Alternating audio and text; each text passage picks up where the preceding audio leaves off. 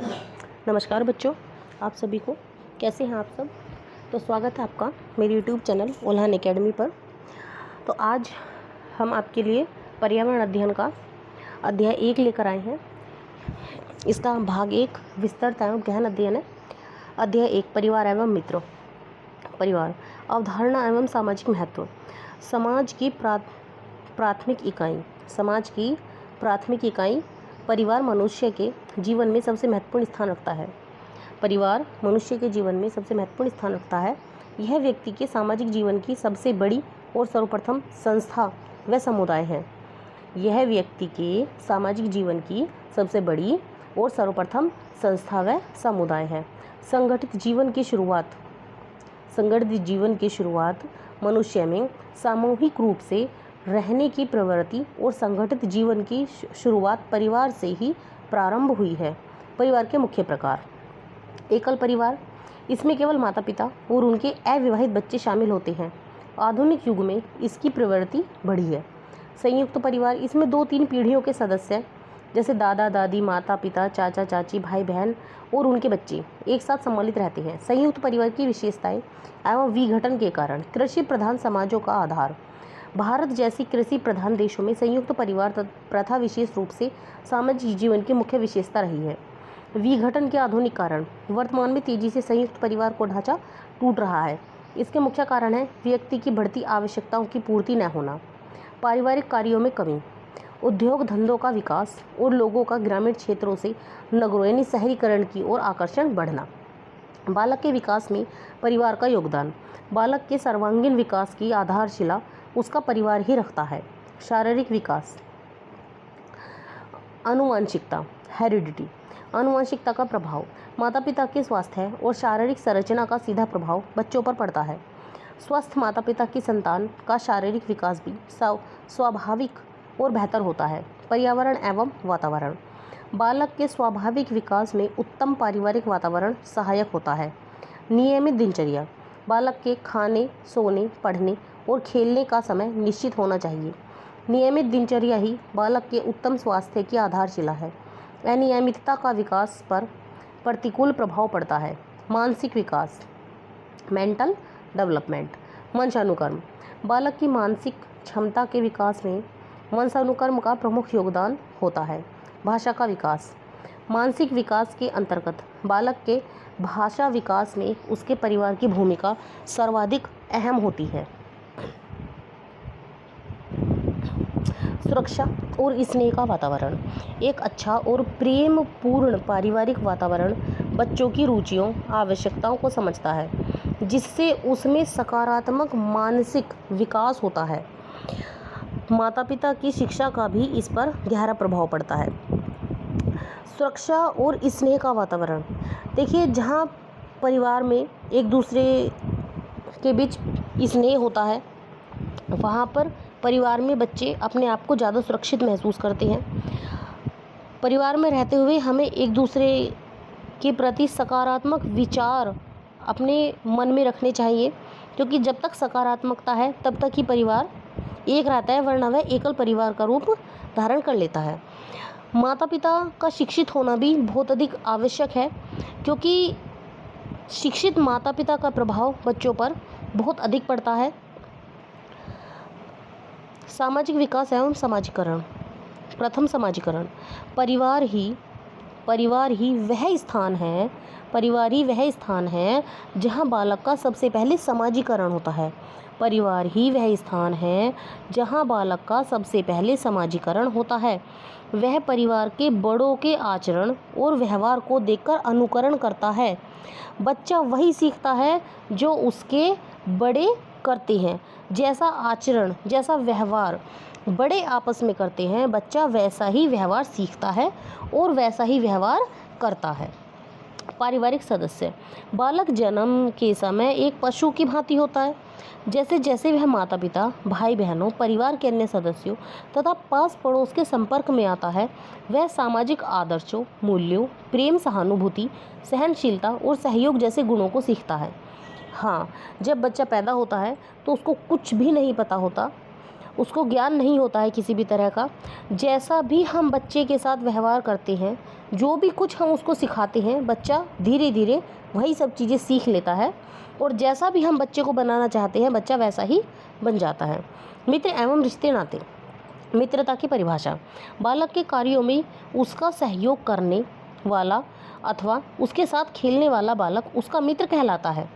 इसके लिए ज़रूरी नहीं कि दोनों परिवारों के संबंध अच्छे हों। हाँ, कभी कभी देखा गया है कि दो परिवारों में आपसी दुश्मनी होती है लेकिन बच्चों में दोस्ती हो जाती है क्योंकि बच्चों को आपसी संबंध से कुछ मतलब नहीं है। बच्चों को सिर्फ और सिर्फ बच्चे के साथ खेलने से मतलब होता है और वह धीरे धीरे वे एक दूसरे के मित्र बन जाते हैं। मित्रता का महत्व। मित्रता एक ऐसा अनूठा बंधन है जो थोपा नहीं जा सकता।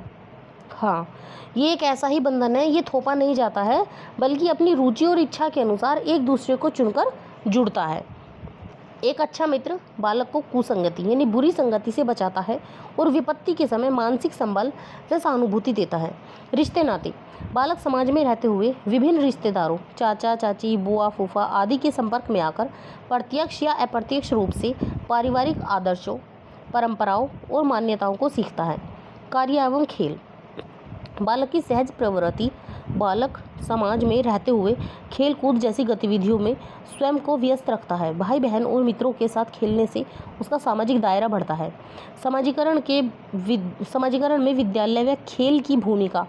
जब बालक विद्यालय जाता है तो वहाँ विभिन्न परिवारों के बच्चों और शिक्षकों के बीच अंतःक्रिया करता है जिससे उसके समाजीकरण की गति तीव्र होती है।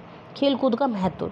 शारीरिक लाभ। खेलकूद से मांसपेशियां और हड्डियां मजबूत होती हैं, रक्त का संचार सुचारू होता है, पाचन क्रिया सुदृढ़ होती है और शरीर को अतिरिक्त ऑक्सीजन मिलने से फेफड़े मजबूत होते हैं। यह रोग प्रतिरोधक क्षमता को बढ़ाता है।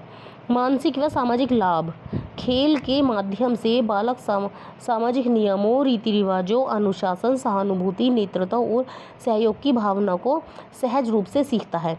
यह तनाव को दूर कर मानसिक शक्ति बढ़ाता है। रचनात्मक खेल।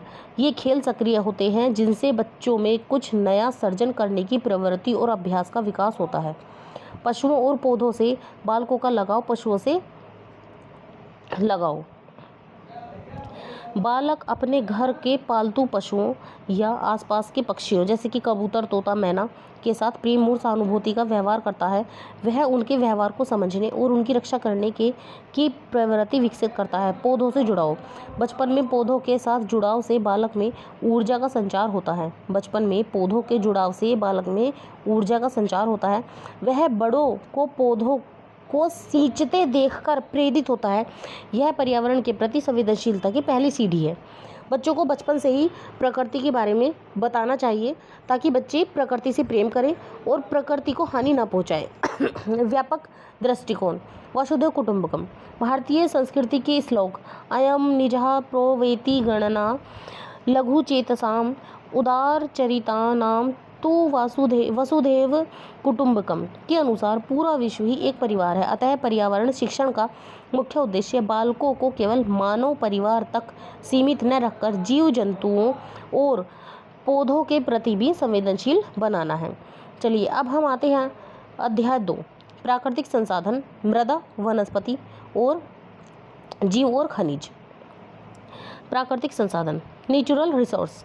परिभाषा देखिए, पर्यावरण में उपलब्ध प्रत्येक वस्तु जो हमारी आवश्यकताओं को पूरा करने में प्रयुक्त की जा सकती है, जिसे तकनीकी रूप से सुलभ, आर्थिक रूप से संभाव्य और सांस्कृतिक रूप से मान्य किया गया है, संसाधन कहलाती हैं। आवश्यकताओं को पूरा करने में प्रयुक्त की जा सकती है जो वस्तुएं हमारी जिसे तकनीकी रूप से सुलभ, आर्थिक रूप से संभाव्य और सांस्कृतिक रूप से मान्य किया गया है, संसाधन कहलाती है। संसाधनों का वर्गीकरण उत्पत्ति के आधार पर। संसाधनों का वर्गीकरण सबसे पहले उत्पत्ति के आधार पर। जैव संसाधन बायोटिक, जिसमें जीवन व्याप्त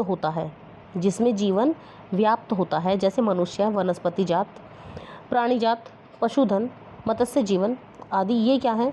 ये जैव संसाधन है। अजैव संसाधन एबायोटिक, जो निर्जीव वस्तुओं से बने होते हैं जैसे चट्टानें और धातुएं।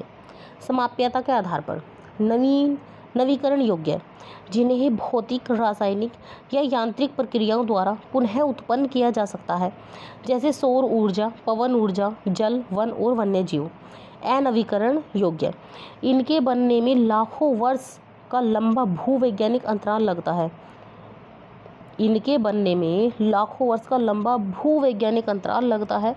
खनिज और जीवाश्म ईंधन इसके उदाहरण हैं। खनिज और जीवाश्म ईंधन इसके उदाहरण हैं। ये एक बार प्रयोग के साथ ही खत्म हो जाते हैं। एक बार प्रयोग करा और भैया खत्म। स्वामित्व के आधार पर व्यक्तिगत संसाधन, निजी स्वामित्व वाले, जैसे किसानों की भूमि यानी कि घर। सामुदायिक संसाधन, समाज के सभी सदस्यों के लिए उपलब्ध, समाज के सभी सदस्यों के लिए उपलब्ध सामुदायिक संसाधन कहलाते हैं, जैसे श्मशान भूमि, चरागाह, तालाब, सार्वजनिक पार्क। राष्ट्रीय संसाधन, तकनीकी रूप से देश की सरकार के पास मौजूद सारे संसाधन, देश की राजनीतिक सीमा के भीतर की संपूर्ण भूमि और तट रेखा से 12 समुद्री मील तक का महासागरीय क्षेत्र राष्ट्रीय संपत्ति है। अंतर्राष्ट्रीय संसाधन, तट रेखा से 200 समुद्री मील की दूरी, अपरवर्जक आर्थिक क्षेत्र। अंतर्राष्ट्रीय संसाधन देखिए, तट रेखा से 200 समुद्री मील की दूरी से परे खुले महासागरीय संसाधनों पर किसी देश की अधिकार नहीं होता, किसी देश का अधिकार नहीं होता। ये अंतर्राष्ट्रीय संस्थाओं की सहमति से ही उपयोग किए जा सकते हैं। विकास के स्तर के आधार पर संभावी विकसित भंडार और संचित कोष। भंडार, पर्यावरण में उपलब्ध वे पदार्थ जो मानव आवश्यकताओं की पूर्ति कर सकते हैं, जो मानव आवश्यकताओं की पूर्ति कर सकते हैं परंतु उपयुक्त प्रौद्योगिकी के अभाव में पहुंच से बाहर है, जैसे जल से हाइड्रोजन और ऑक्सीजन अलग करना। संचित कोष, देखिए जो हमने ये भी पढ़ा है, भंडार ये प्राकृतिक संसाधन है और ये मनुष्यों की आवश्यकता को तो पूर्ति करते हैं, लेकिन इनको अलग नहीं किया जा सकता।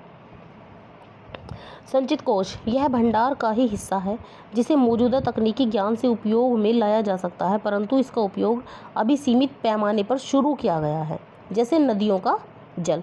सतत पोषणीय विकास एवं संसाधन नियोजन। सतत पोषणीय विकास, ऐसा विकास जो पर्यावरण को बिना नुकसान पहुंचाए हो और वर्तमान विकास की प्रक्रिया भविष्य की पीढ़ियों की आवश्यकताओं की अवहेलना न करे। रियो डी जेनेरो पृथ्वी सम्मेलन 1992। जून 1992 में ब्राज़ील के रियो डी जेनेरो शहर में 100 से अधिक राष्ट्र अध्यक्षों का प्रथम अंतर्राष्ट्रीय पृथ्वी सम्मेलन हुआ। इसका मुख्य उद्देश्य भूमंडलीय पर्यावरण संरक्षण और सतत पोषणीय विकास का हल ढूंढना था। यहाँ एजेंडा 21 को स्वीकृति प्रदान की गई। भारत में संसाधन नियोजन। संसाधनों के विवेकपूर्ण उपयोग के लिए नियोजन एक सर्वमान्य रणनीति है। भारत जैसे विविधता वाले देश में यह अत्यंत महत्वपूर्ण है, क्योंकि कुछ राज्यों के पास खनिज प्रचुर मात्रा में है परंतु जल की कमी है, जैसे लद्दाख जो सांस्कृतिक विरासत में धनी है परंतु जल और आधारभूत अवसंरचना की कमी है। भू संसाधन एवं मृदा, land and soil resources. Bharat का भू आकृतिक विभाजन। भारत में लगभग 43% क्षेत्र मैदान है, जैसे कृषि और उद्योग के लिए सुविधाजनक है। 30% क्षेत्र पर पर्वत है जो 12 मासी नदियों के प्रवाह और पर्यटन के लिए महत्वपूर्ण है, तथा 27% क्षेत्र पठार है जिसमें खनिजों, जीवाश्म ईंधन और वनों का संचित कोष है। देखिए इंपॉर्टेंट है, इसे एक बार और रिपीट पढ़ लेते हैं। भारत में लगभग 43% क्षेत्र मैदान है जो कृषि और उद्योग के लिए सुविधाजनक है। ठीक है, मात्र 43% पर ही आबादी है भारत में। 30% क्षेत्र पर पर्वत है जो 12 मासी नदियों के प्रवाह और पर्यटन के लिए महत्वपूर्ण है, तथा 27% क्षेत्र पठार है जिसमें खनिजों, जीवाश्म ईंधन और वनों का संचित कोष है। भू निम्नीकरण के मुख्य कारण झारखंड, छत्तीसगढ़, मध्य प्रदेश और उड़ीसा जैसे राज्यों में खनन के कारण भूमि का भारी निम्नीकरण हुआ है। गुजरात, राजस्थान, मध्य प्रदेश और महाराष्ट्र में अति पशुचारण मुख्य कारण है। पंजाब, हरियाणा और पश्चिमी उत्तर प्रदेश में अधिक सिंचाई के उत्पन्न जल आक्रांता के कारण मृदा में लवणता और क्षारीयता बढ़ जाती है। खनिज प्रक्रियाएं जैसे सीमेंट उद्योग में चूना पत्थर पीसने से वायुमंडल में धूल की परत जम जाती है जो भूमि की जल सोखने की प्रक्रिया को रोकती है। मृदा अपरदन और संरक्षण, सोइल इरोशन एंड कन्वर्सेशन। मृदा अपरदन मृदा के कटाव और उसके भाव की प्रक्रिया को मृदा अपरदन कहते हैं। मानवीकृत कारणों, वनोन्मूलन, अति पशुचारण, निर्माण और खनन तथा प्राकृतिक कारणों से यह होता है। अपरदन के रूप, अवनलिका अपरदन, बहता हुआ जल मृत्तिका युक्त मृदाओं को काटते हुए गहरी वाहिकाएं बनाता है जिन्हें अवनालिकाएं कहते हैं। ऐसी भूमि जोतने योग्य नहीं रहती और इसे उत्खात भूमि कहते हैं। जैसे चंबल बेसिन में इसे खड्ड कहा जाता है। रिवाइन, चादर अपरदन, शीट इरोशन, कई बार जल विस्तृत क्षेत्र को ढके हुए ढाल के साथ नीचे की ओर बहता है जिससे ऊपर की मृदा घुलकर बह जाती है। मृदा संरक्षण के उपाय, समुच्च जुताई, ढाल वाली भूमि पर समोच्च रेखाओं के समानांतर हल चलाने से पानी के बहाव की गति कम होती है। सोपान यानी सीढ़ीदार कृषि, ढालों पर सीढ़ियां बनाकर खेती करने से मृदा नियंत्रित होता है। पश्चिमी और मध्य हिमालय में प्रभावी। पट्टी कृषि, स्ट्रिप क्रॉपिंग, बड़े खेतों को पट्टियों में बांटा जाता है और फसलों के बीच में घास की पट्टियां उगाई जाती हैं जो पवन के वेग को कमजोर करती हैं। रक्षक मेखला, पेड़ों को कतारों में लगाकर रक्षक मेखला बनाना पवन की गति को रोकता है। रेगिस्तान के स्थिरीकरण में महत्वपूर्ण है ये। वन और वन्य जीव संसाधन, भारत में जैव विविधता। भारत विश्व के सबसे समृद्ध देशों में से एक है जहां विश्व की कुल उपजातियों की 8% जातियां पाई जाती हैं, लगभग 16 लाख। UICN अंतर्राष्ट्रीय प्राकृतिक संरक्षण संघ के अनुसार जातियों का वर्गीकरण। सामान्य जातियां जिनकी संख्या जीवित रहने के लिए सामान्य मानी जाती है, जैसे पशु, साल, चीड़। संकटग्रस्त जातियां जिनके लुप्त होने का खतरा है और यदि जिन नकारात्मक कारकों के कारण इनकी संख्या कम हुई है वे जारी रहते हैं तो इनका जीवित रहना कठिन है, जैसे काला हिरण, मगरमच्छ, भारतीय जंगली गधा, गैंडा, शेर, पूंछ वाला बंदर। सुभेद जातियाँ जिनकी संख्या घट रही है और यदि इन्हें अनुकूल परिस्थितियों में न बदला गया तो ये संकटग्रस्त श्रेणी में आ जाएंगे, जैसे नीली भेड़, एशियाई हाथी, गंगा नदी के डॉल्फिन। दुर्लभ जातियाँ इनकी संख्या बहुत कम या सुभेद है। स्थानीय जातियाँ प्राकृतिक या भौगोलिक सीमाओं से अलग विशेष क्षेत्रों में पाई जाने वाली जातियाँ, जैसे अंडमानी टील, निकोबारी कबूतर, अंडमानी जंगली सूअर। लुप्त जातियाँ जो अपने रहने के आवासों में खोजे जाने पर अनुपस्थित पाई गई हैं, जैसे एशियाई चीता, गुलाबी सिर वाली बत्तख। एशियाई चीते को भारत में 1952 में लुप्त घोषित किया गया था। अच्छा जी। वन विनाश के मुख्य कारण, रेलवे लाइन का विस्तार, वैज्ञानिक वानिकी, खनन गतिविधियाँ, जैसे पश्चिम बंगाल में बक्सा टाइगर रिजर्व और डोलोमाइट के खनन के कारण गंभीर खतरे में है, और बड़ी विकास परियोजनाएं जैसे नर्मदा सागर परियोजना। वनों का वर्गीकरण, वनों का वर्गीकरण। आरक्षित वन, देश के आधे से अधिक वन क्षेत्र आरक्षित घोषित हैं।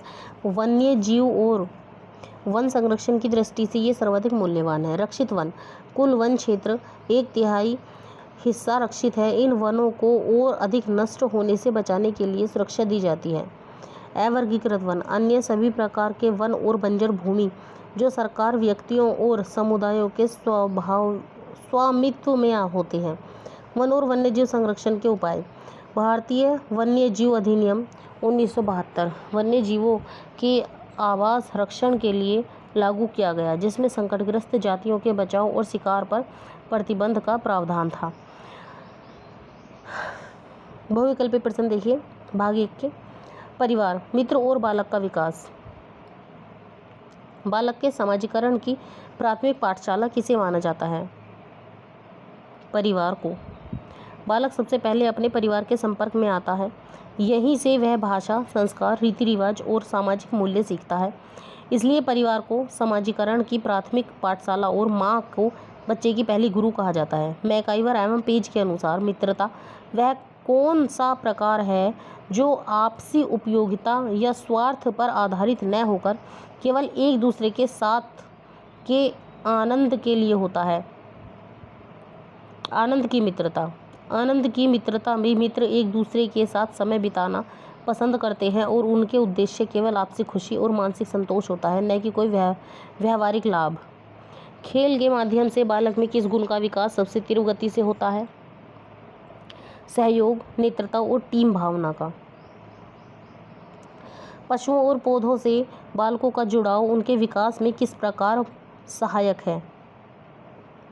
यह बालक में सहानुभूति, संवेदनशीलता और जीव दया की भावना विकसित करता है।